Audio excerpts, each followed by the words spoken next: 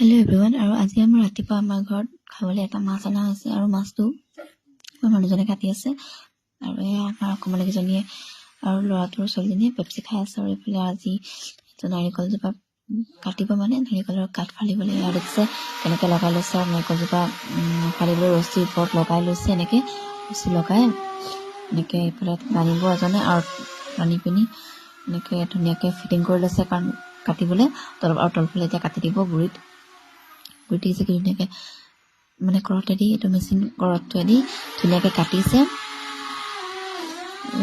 এইফালে কাটি হৈছেগৈ আৰু তাৰপিছত এইটো চাইডে কাটিব। এতিয়া এইফালে চাইডে কাটিছে আৰু দেখিব অলপ পিছত নাৰিকলজোপা পুৰি যাব ধুনীয়াকৈ, মানে অকণো কষ্ট নহয় ন এনেকৈ কাটিলে ইমানটো। আৰু ইয়াত দেখিছে নাৰিকল পৰি গ'ল। আৰু এতিয়া নাৰিকলৰ কাঠ ফালি ল'ব, আৰু নাৰিকলৰ কাঠটো ঘৰত লগাবলৈ হ'লে ভাল হয়, আৰু আমাৰ ঘৰৰ কাৰণেই ফালি লগা হৈছে। আৰু এই আমাৰ কাঠ ৰেডি হৈ গ'ল।